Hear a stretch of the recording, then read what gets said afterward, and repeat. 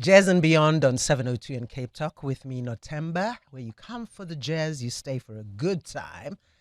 And we also have this amazing space where we have great conversations with some of South Africa's most respected architects of South African jazz. And our guest today, who has over a career that spans 4 decades, distinguished himself as not only just a pianist, but also a composer, an arranger, a producer, music director, educator, entrepreneur.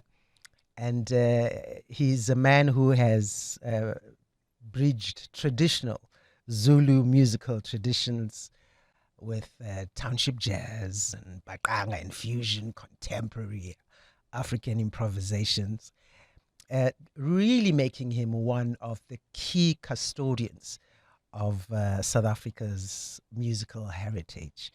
And there can only be one man I'm describing like this, and it's Temba Mkhize. And a very great warm welcome to you, Pratemba. Thank you so much, Sis Nkume. What an introduction, flattered. Thank you so much. No, and all those accolades you certainly deserve. You know, I want to start because I love the piano, and uh, I just wonder, for you, having sat at the piano for so many decades, what moves you emotionally now, all these years, still, when you just sit at the piano on your own and play? Uh, well, first love with the instrument. When I started lessons with my aunt Audrey, Mami Keys and Ngubane, I'm very, very grateful for the first lessons that I received from her. I fell in love with the instrument. The first time I touched the instrument, I did not have the piano at home, so I would go home and I would be missing that sound, just that the sound of the instrument. Mm. And it's been like that for many years, And when I hear music, my ears, uh, rush to what's going on the other side of the world, the piano world, the keyboard world. You know. So it's a love affair that started many years ago. It's still on.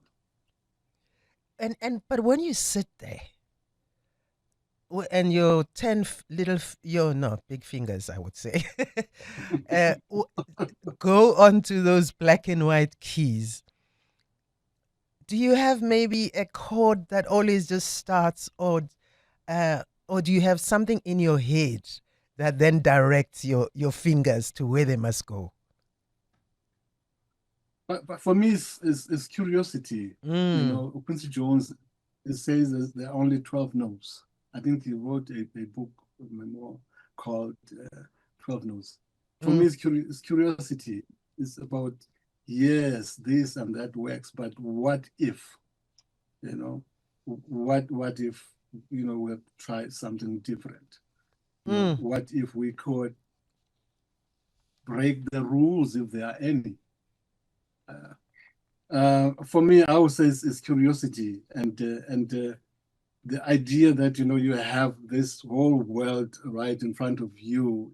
It's for me one of the most amazing things. And I'm sure guitarists will tell you a different story, but I do think that piano is an amazing instrument in many Yeah. ways. No, I absolutely agree with you because it presents such an open world to explore, as you say, and your curiosity has Mhm. so many places to go and play, you know, and find itself.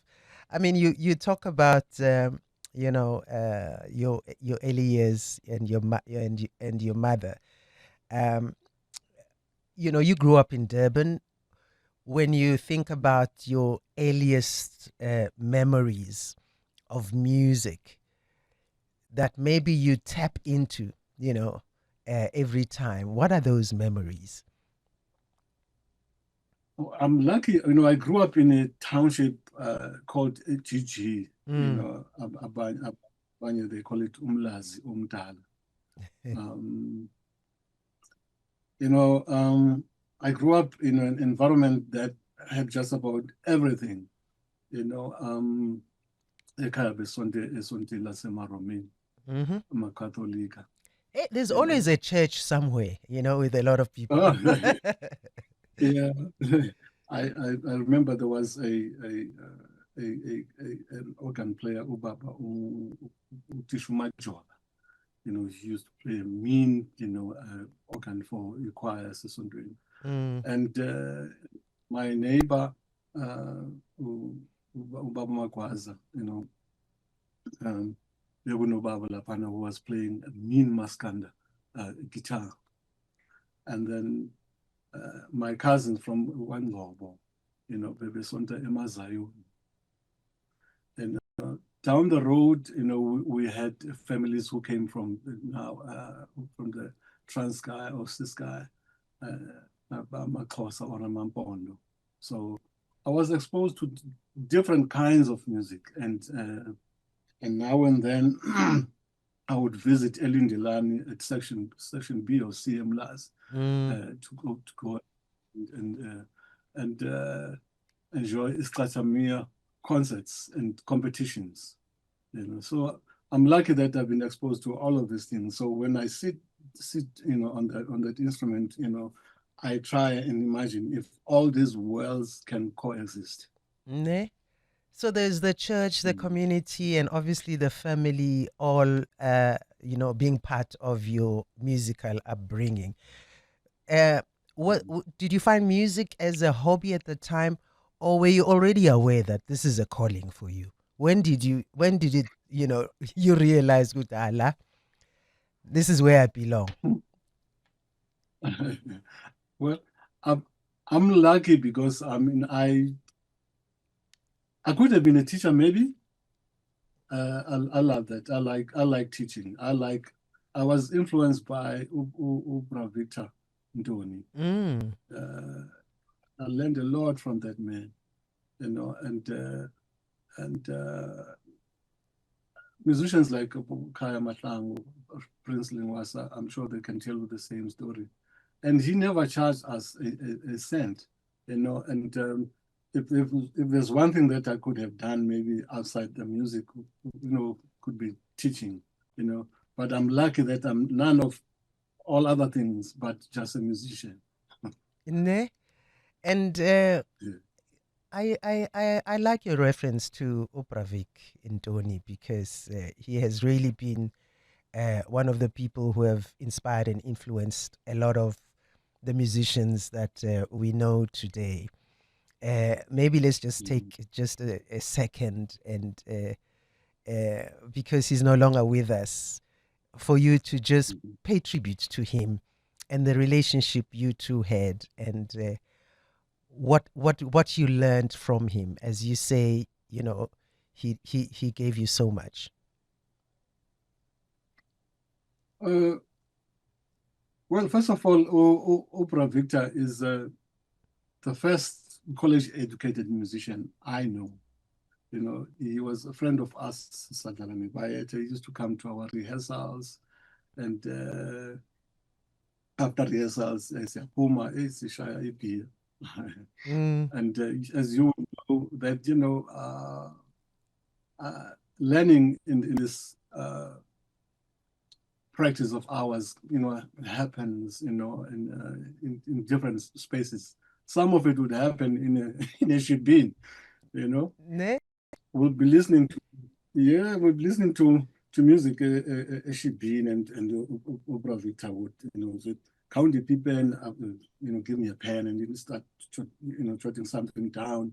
And the next day we get to the rehearsals and they say, okay, now play this chord and that chord. And we're like, oh, this song that we're listening to, Eshibin, Ne? is on. Wow. Yeah. So, yeah, and I call him the cobweb remover, Well, he sat me down and said, well, you know a few things, but you know Jabulani's name, but you do not know his surname or his clan names, you know.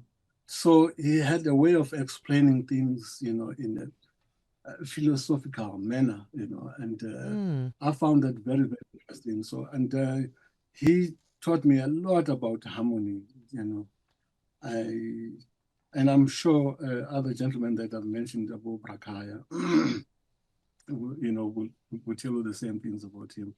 I think he deserves much, much, much more. You know, he did a lot for a lot of South African music. Sure. No, absolutely, he did, and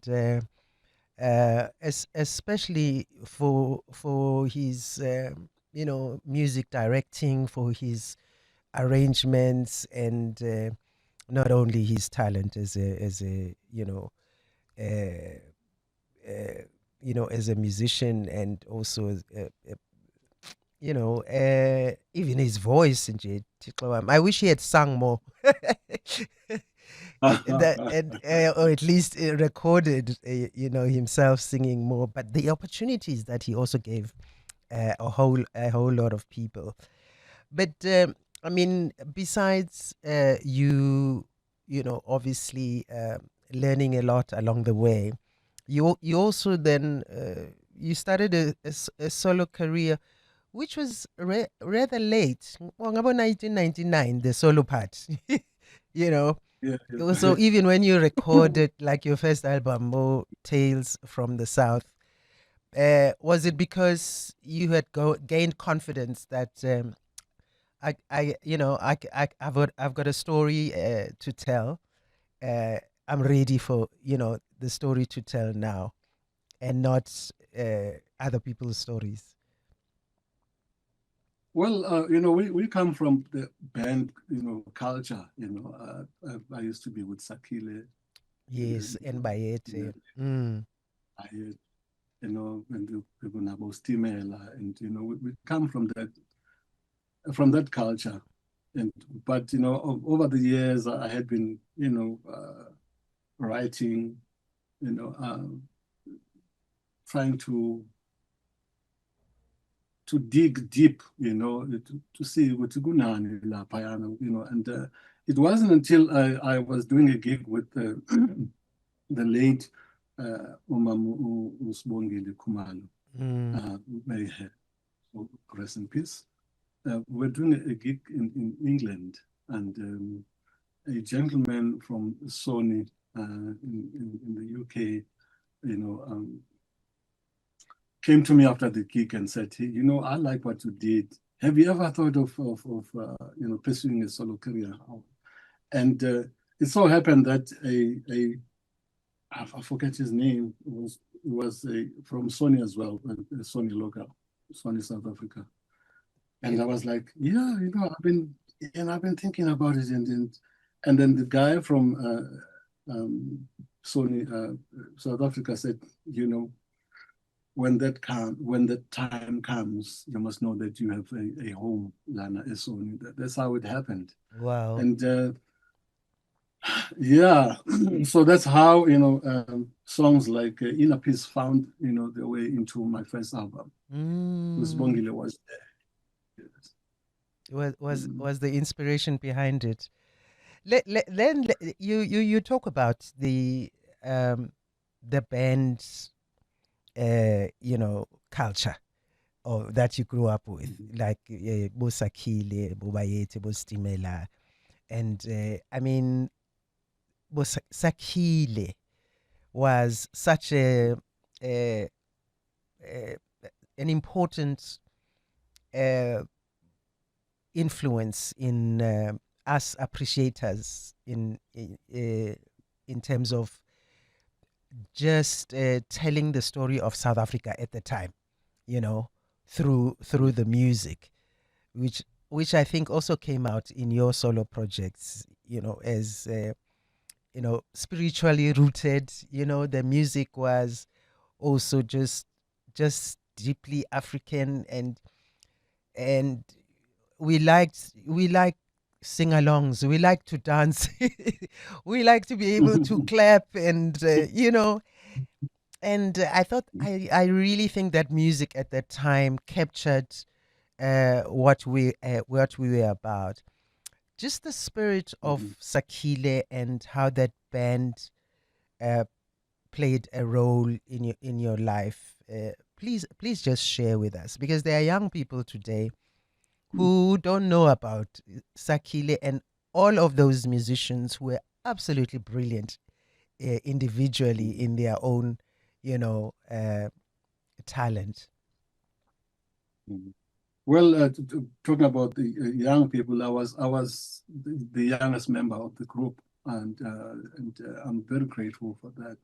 Um, I found myself in the company of great musicians and great musicianship. You know, a company of the late Sipho Kumete and Kaya Mm, Mashangu. And those guys are older than me. And to Kaya Mashangu, by the way, you know, has taught me a lot. Um, he plays, you know, beautiful piano, by the way. And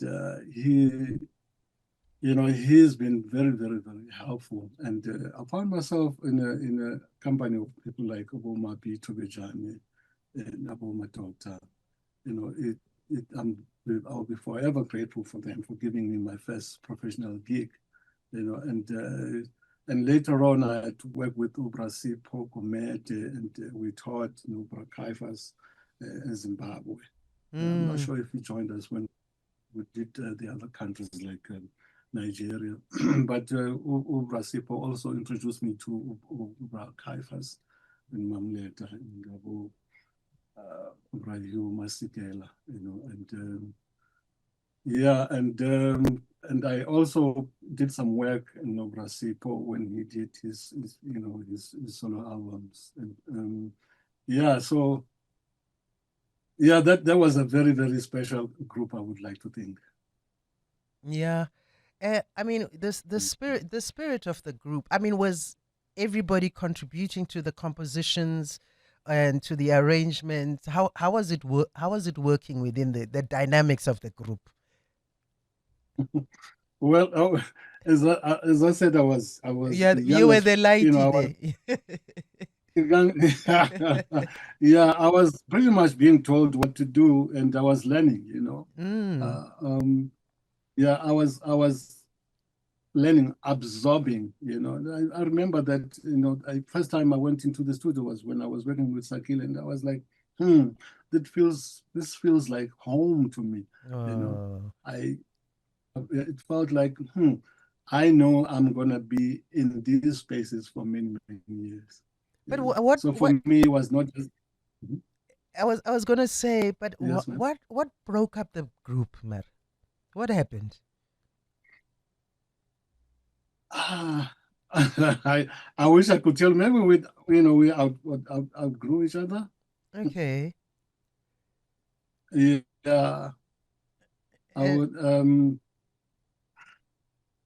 I wouldn't be. You know, as I was saying, I was young. I did not have much to say.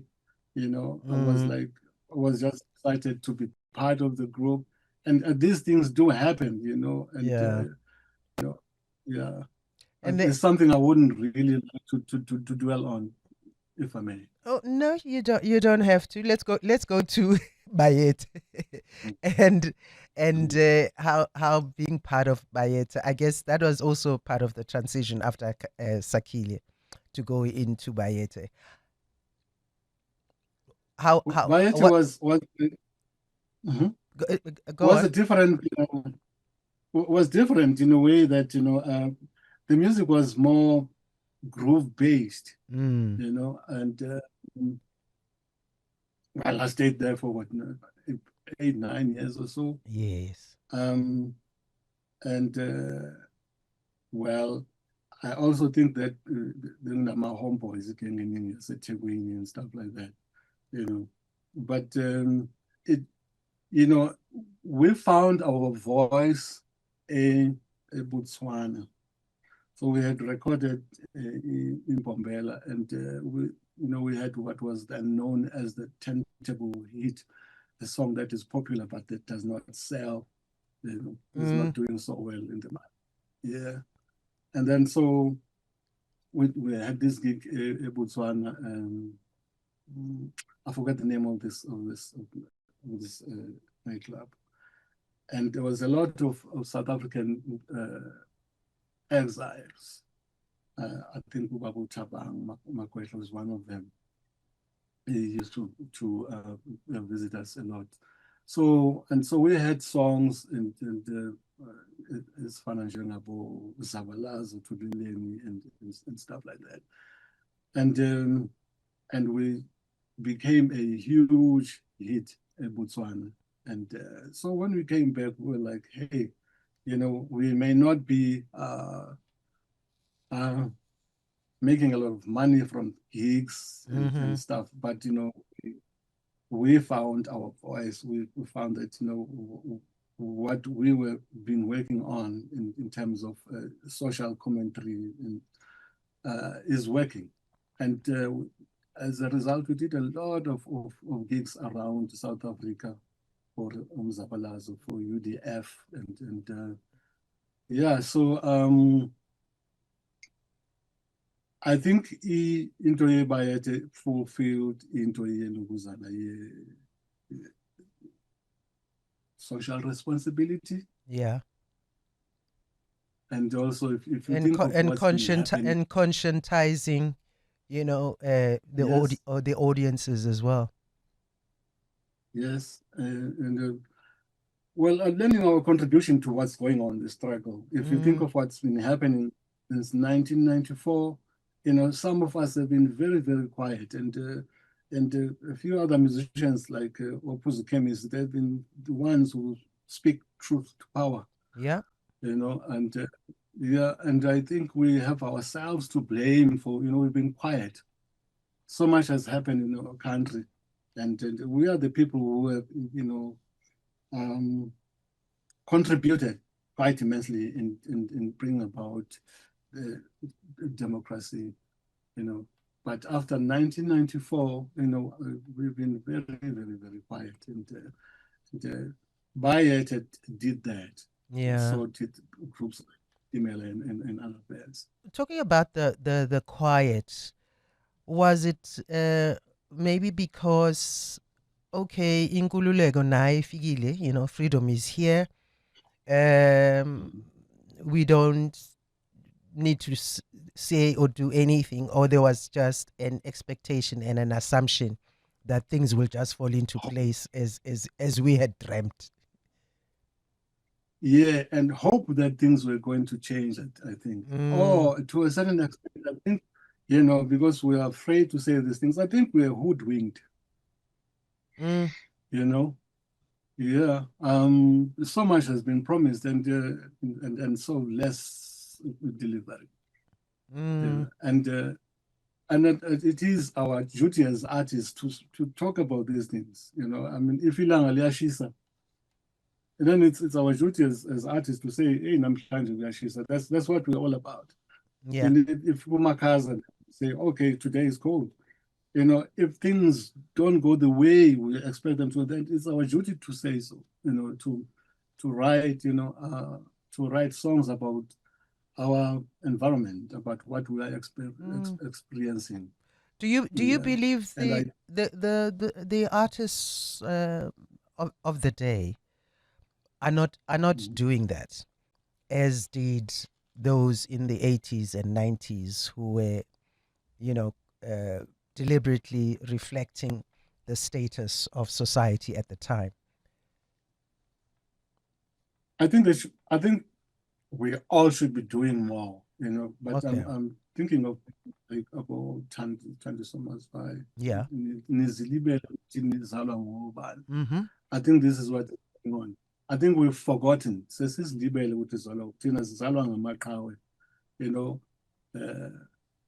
You know, our you know, people that we looked up to, Abu Masikela and Babu Kaifas, you know, and Abu Mam Miriam, you know, and some musicians, abanye who do not necessarily abangaphumi jazz, abaphuma from other, you know, practices. You know, they did not sit down and pretended to Yeah.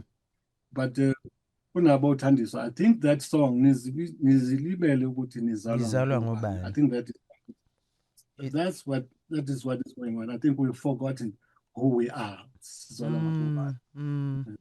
and you know, when you talk about Hugh Masekela, Mama Miriam Makeba, Sibongile Khumalo, Caiphus Semenya, those are just some of the musicians that you toured and played with a lot. You know, are they some little, you know, diamonds that you just took out of each one of them as you got to know and understand them, you know, even musically, how they did what they did? What did you take a piece of from each of those people that Well, that lives with you today? Well, I learned that you know, from Mama Miriam, for instance, that you know it's hip to be African. Ne? You know, yeah, they went out there admiring Abu Miles Davis, Abu Ella Fitzgerald, but when they got there, they found themselves. You know, if there's one thing that we have to learn is that jazz, you know, as a music of freedom, allows us to be whatever we can be. And what else can we be besides being ourselves? You know, so what I learned from them is that, you know, we've got something that is us that we cannot really learn from abanye abantu. That is inborn, you know, ukuba Africa, musically that is. Yeah. You know, I'm fascinated by musicians like Richard Bonner, for instance, you know, who's taken his sounds as a West Africa to the world. And he had the sings in French, you know, you know, he sings in the language Yakubu. And I learned that from Abu Baba or Caiphus, Mamleta, Miriam Obrayu, and those great musicians. Yeah, that just being proud of who you are as an African, and really embracing your identity, and being and proudly and confidently sharing, you know, with the rest of your you know, the world, who you are, as you were saying, Thandiswa Mazangu, ungazibali uba uzalwa ngobani, you know, thing. I want to get into, because you became a master of you know, arrangement, orchestration, music direction, and what is it you enjoy about these roles? Because not everybody can do that, you know. Well, for me, you know, it's fascinating to see the whole thing coming together. Whether you put two musicians on stage or 30 of them, you know, it's fascinating to see, you know, this thing called music, what it can do in terms of emotions, and then also managing, you know, personalities abantu kwesinye isikhathi, all for trying to make this thing, the music, that it works. You know, including ne egos zabo ke up. Exactly. And it also means that, you know, even when you pick musicians that, you know, you're going to engage, you know, you need to consider that, you know, that people can deal with, but the other ones is like, it's a bit too much, you know. So for me, it's about the task at hand. It's about seeing the whole thing coming together. So whether, you know, I'm writing music for a movie, or for radio, or for a stage play, at the end of it all, it's about what does the music do to this whole thing. This is what is fascinating for me. Mm. And what do you want the music to do for this whole thing? I, I want the music to speak to the emotional side Mm. of the listener. Of the listener, and it does that. I mean, with Mm. Tales from the South, which was in 1999, then you did Hands On, and then we had Scenes from South Africa as well. Out of just those three projects, for one, which were yours, Mm. which of those was special to you? I'm sure they all are, but which which of those you thought, yeah, la uThemba Mkhize, this project, I'm happy with what I wanted to say with it. I must say, It's a difficult I love Hands On, mina kakhulu, but one. but Yeah, I love them for different for reasons, you know. different But reasons, yes. yeah, the first one, because I mean, I was like able to say, um, you know, here I am. This is what I am about, you know. But I think that um, what I may have failed to do in the other, offerings is to um, pursue the original idea of Maskanda, of blending Maskanda with jazz. Okay, I think I need to revisit that because I think there's a lot, in that idea please do, that please do. that I may have failed to achieve. I think I've failed to achieve that. I kind of pursued other avenues that are okay too, but I think there's meat there, in the Mm, in the does not necessarily mean Maskanda, but I'm talking about deep traditional sounds, interspersed with jazz. with jazz. Well, you know what? Mm. We look forward to that. Mhlambe, because thanks to Standard Bank Joy of Jazz, they are bringing you out of the out of the forest because you have not been seen performing in a while, and we're grateful that you are going to be performing there in September, and you're doing it with your son, Africa Mkhize. Do you have an idea of, or you are still going to discuss it with him? Because both of you are pianists. Are we expecting two grand pianos on that stage? What's going to be happening? Well, I'm not going to let the cat out of the bag, Okay. but we're bringing um, what we call reflections of Mzansi Big Band. Ah. Um, we are honoring, paying homage to great South African composers and artists. So I expect something from the songbook, jazz standards, from Mbaqanga, from traditional, South African music.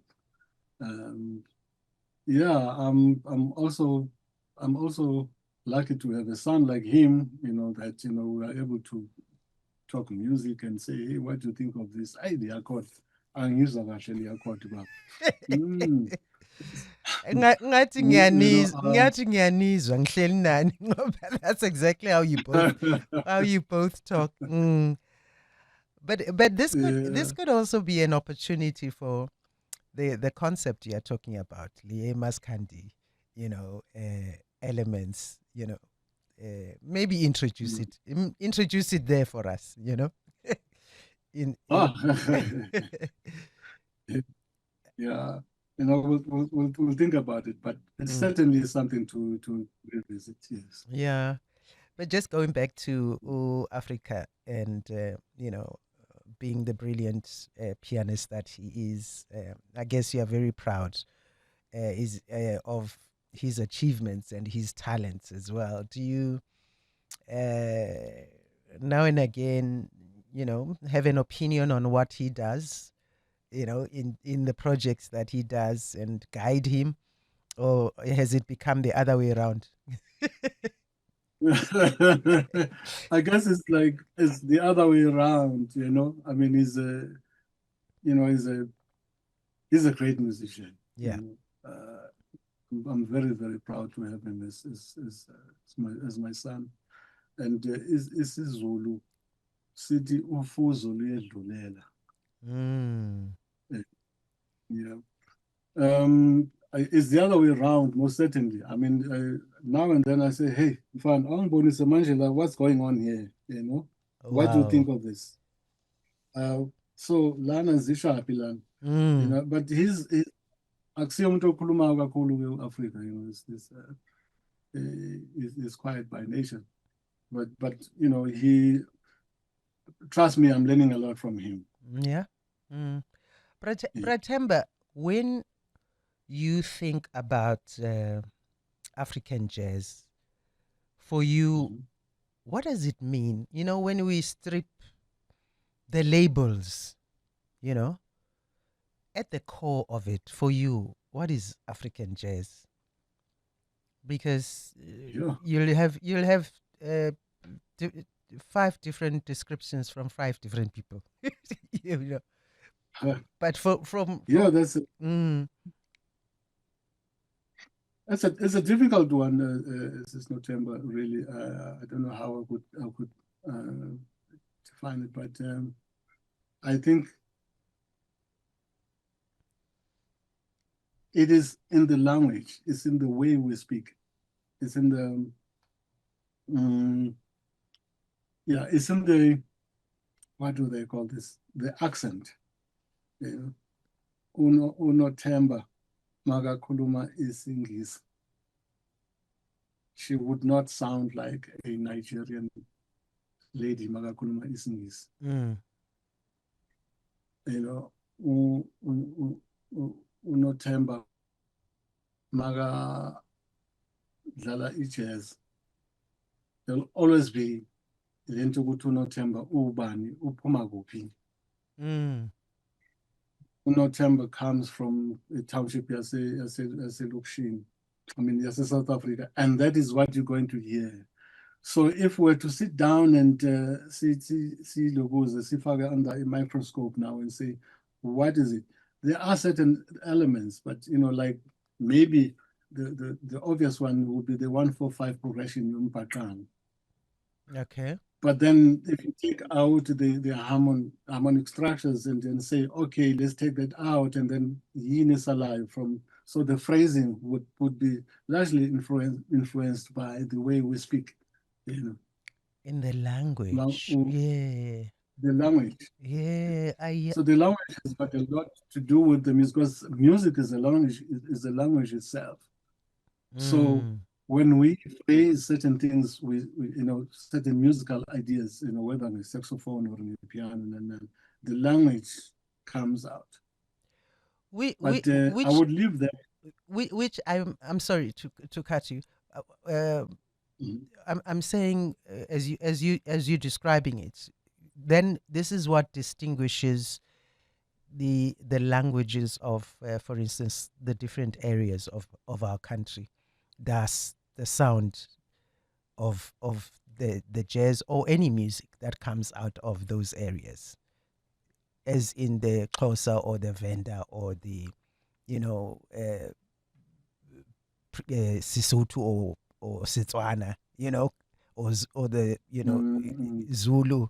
The sound mm, that comes from KZN will differ from, because of the language, from what comes out of mm, a Bloom, for instance, or in the Eastern Cape. Uh, am I getting that correct? I think so. I'm reminded here of the educator or pianist Perry Harris. I think I heard him saying something like English is my triplets. He says something like, "Where have you been? Takatata. Where have you been? Takatata. Takatata. Where have you been?" And I think that without really thinking about it, when we play, that comes out. Mm. And as much as if you have traveled widely and then picked up other influences along the way as well. Well, we are organic animals. In any case. Yeah. Yeah. When do you think or when you are on your own and you want to play your favorite music or music that makes you, today I feel like playing banbani. Who are the musicians that come to mind? Uzidlalela nje. Yeah. Oh, it's a difficult one. It's not Chemba because I like different kind of things. But what comes first But to I have mind? I have a fascination with Ntoka Makoko,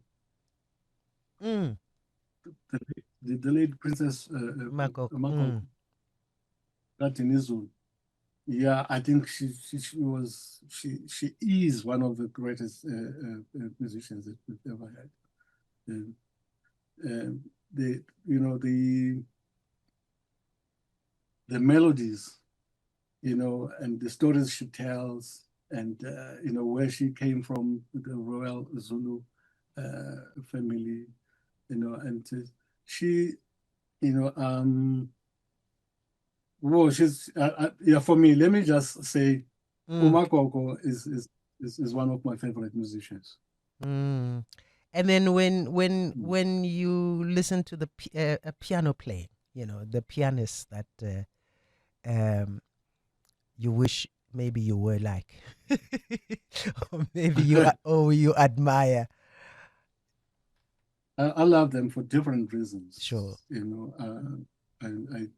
I think if one great piano player is Inai or Upegi Mseleko. Upegi Mseleko, he did a lot of work on that instrument. And abantu abafana njengabo Nduduzo,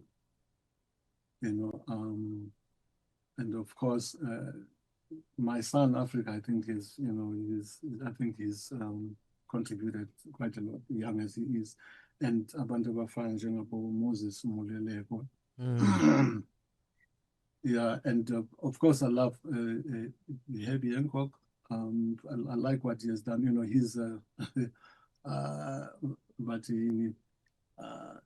he's done a lot. He does classical music, jazz, and he does electronic and stuff. He's but a leprechaun. Wow. Yeah, and quite wow, it's quite a lot. And yes, ma'am. Sorry to cut you off. No, I'm saying quite an intriguing and fascinating list of pianists that you're listing. Yeah, that you're listing there. Outside of because September is far, to see you on stage at Joy of Jazz. What are you working on now, where maybe we can also get to see you leading up to that? Yeah. Well, now I'm busy preparing for music for the gig, but I'm also working on a musical that I wrote a few years ago that features that puts classical music and Isicathamiya on the same stage, and it's called Ingoma Busuku, Night Song. of course, you would know my fascination with this Iskata Mia, and Yes. 2 songs that I did on the album. So I'm also fascinated by the idea of, maybe asking the question if these two worlds can coexist. Mm. Yeah, I'm busy working on that, and finished writing the script, um, and we hope to put that on stage as state theater.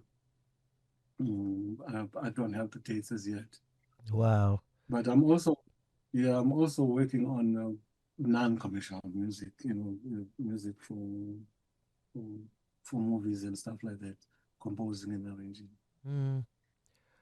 Would you Mm. would you when you look at the young musicians that are coming up now, uh, would you say they have better opportunities uh, than you at that age to explore sound and music and what music can offer? Do you think they are aware of it, of the opportunities, or maybe or maybe you think the opportunities are not there? What is it's more about just the state of the music industry and the opportunities it provides at the moment. Where you're sitting, what's your what's your view of the state of music right now and the people Well, I think, in it? Mm. huh? Sorry to cut you off there again, sis. No, But I think what we have experienced here is, the power of education. If you look at in universities, mm, um, people like Abo Zimnawana, Bapuma from the UKZN, Angela Yenan, and Abundu Tuzo,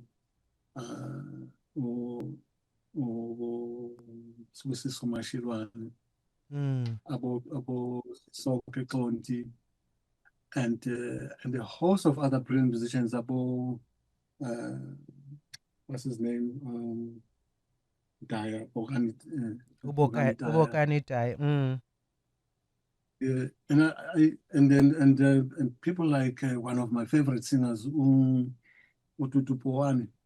mm, I think what we are experiencing here is we're experiencing, a good mix between, us musicians abangafundanga abayiphumela estradini and nalaba abaphuma esikoleni, and we are experiencing something that is great, and we can never deny the influence and the mm, impact of into school. You can hear when these kids sit down and play, ukuthi, yes, baphuma emalokishini njengathi rural South Africa, but you can hear then into that, the spices added into education. And I mm, think if one thing that maybe singayiblame the so-called new dispensation, but I think what it has done is that maybe it has succeeded in creating a so-called middle class. And with that comes, that host of musicians, Abapuma Ekolini. mm. In other words, you're also saying, in the music education, is Yeah, adds to the port, so to speak. And definitely. so ngifuna sivale, but just a quick thought on you on. Uh, I'm sure now, as you are sitting there, producing for films and for musicals, you're using a lot of new technology. That makes Ah, life easy for you, and yeah. just your thoughts on whether or not it may impact on one's authentic creativity, or people are, or it might sometimes just make us lazy, as creators, and let isn't as fun about AI do the work. What are your Yeah. thoughts on it? Mm. I'm not sure about the AI. I'm not sure about coming up with an interesting prompt and then boom, you have a song. Technology, yeah. I think they say it's the man behind the technology. And with 2026, we live with these things now, and we cannot wish them away. But I'm not sure about the idea of telling the machine to write a song for you, and then boom, there it is, and you claim it to be yours. Yeah. Well, abantu abadala and technology, they are not the best of friends anyway. But I'm not really sure about that one. But I think it's there's nothing as fascinating and sweating it out and and working on your craft and enjoying the fruits of yeah. Yeah, I hear you. I mean, that one is a discussion that's continuous, I guess. And it's pretty new, eh? And yes, absolutely. And you'll always find, resistance to it, and some jump at it. But it's what makes you sleep well at night. The choice. You decide. And just in closing, Prathemba, is there still something that you feel is unfinished, in your musical thinking? That things, you know what? Noma kanjani, I still have to do this. That you're still dreaming you can do. Yes, I think that there's a lot that we need to investigate and see, how we can incorporate it into our music in as far as harmony is concerned. Because what we've dealt with is harmony. When we discuss harmony or when we talk harmony, in most cases we talk about harmony that was brought in by missionization, globalization, but I think there's a lot of work that needs to be done if we look at harmony from within, so from musicians like uMagogo and Nabantu Laba Bakdala, though they were not necessarily playing, polyphonic instruments. But for me, I think there's a lot of work that needs to be done in terms of what can we learn, what they were doing with their melodies and scales, what can we learn from that in as far as harmony is concerned. And what made them so brilliant at what they were doing, learning from that. Yes. And also do that, and I think, musicians, we need to invade the space and start talking about ourselves instead of letting the ethnomusicologists telling us about what we are doing. We need to be there and tell our own stories. And that is so true. But I think a lot of musicians are waking up to that honesty about themselves. That I really believe they are saying, look, I want to talk about me and not what you think of me. Which I think you have been doing brilliantly. And listen, I hope your dream of this exploring the harmonies comes through. And thank you so much, Prathemba, to take the time and talk to us here on Jazz and Beyond. We certainly look forward to your brilliant orchestral performance with Africa Mkhize at the Standard Bank Joy of Jazz in September. Thank you so much. Can't thank you enough, madam. Themba Mkhize on Jazz and Beyond here on 702 and Cape Talk.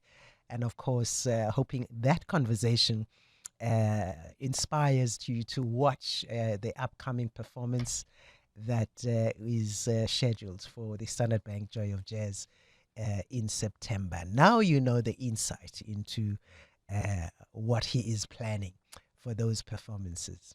Come for the jazz and stay for the good times. On Jazz and Beyond with Nothemba Madumo. On 702 and Cape Talk.